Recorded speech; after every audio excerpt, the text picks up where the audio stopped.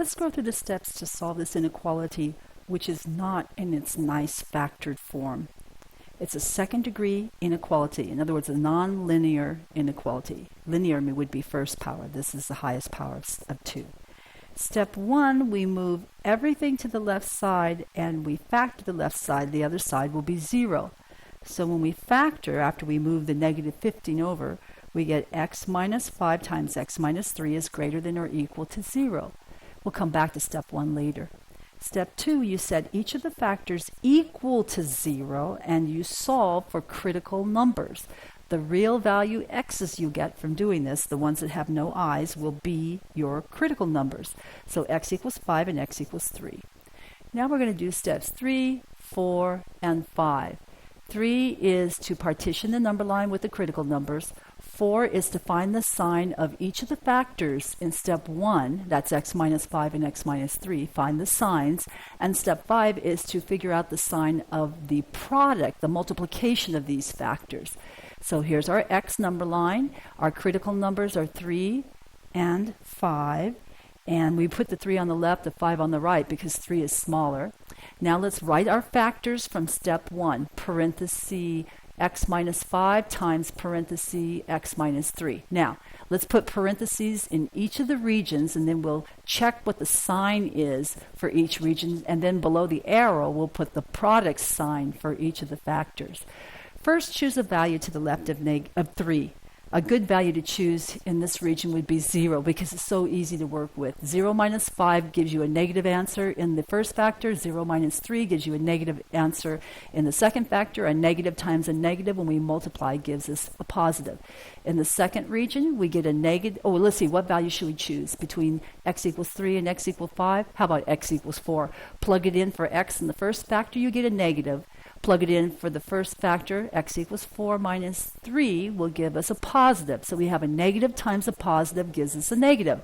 Now in the next region, consider a positive number, let's see, greater than 5. How about 100? Plug x equals 100 into the first factor, it gives you a positive. Second factor gives you a positive. A positive times a positive is a positive.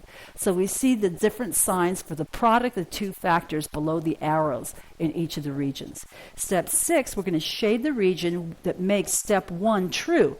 Well, step 1 was x minus 5 times x minus 3 has to be greater than or equal to 0. To be greater than 0 means you're positive. So we're only going to shade the number line region that makes the product of the two factors positive. That happens on the left and on the right, but not in the middle. Step 7, consider the endpoints. Our endpoints are determined by the inequality sign. Our inequality sign had an equal portion in it.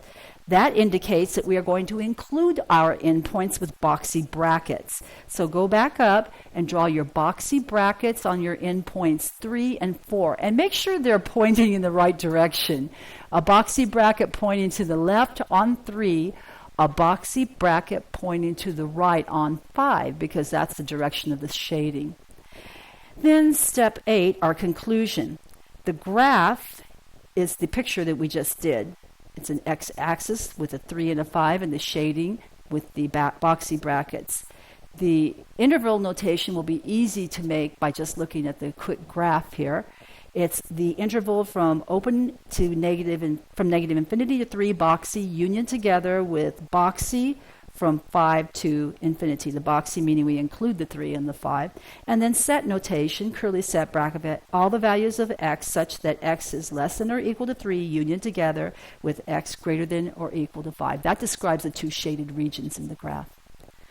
Okay, let's do part C. Example C, solve the inequality m squared plus 4m plus 1 is less than 0. Well, I cannot factor to find the solution, so we're going to use the quadratic formula for this one. First, let's figure out what A and B and C are for this second degree equation, inequality. Well, we have AM squared plus BM plus C is smaller than 0. Below that, write our given inequality, m squared plus 4m plus 1 is smaller than 0. Comparing those two, it tells us immediately A is a value multiplying m squared. It's the invisible 1. B is a number multiplying m. It's a positive 4. C is a number added at the end. It's positive 1.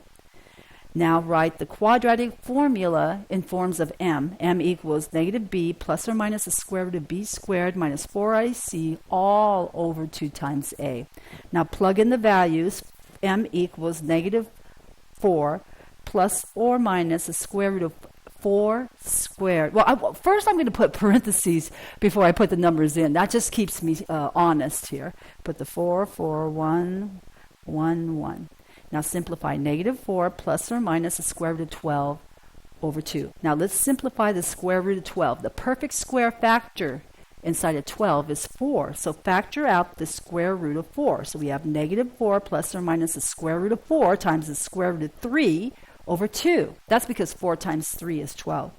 Now simplify the square root of 4. Negative 4 plus or minus 2 squared root of 3 over 2. Now factor a common factor out of the top and the bottom. You cannot cancel until you factor the top first. Be sure to do that. Okay, so we have negative 2 plus or minus the square root of 3. And if you run it through a calculator, that's negative 0.27 or negative 3.73. Okay, now that's going to help me figure out how to partition this number line. Step 2. Partition the number line with these two solutions, negative 2 plus the square root of 3, which is negative 0.27, and negative 2 minus the square root of 3, which is negative 3.7.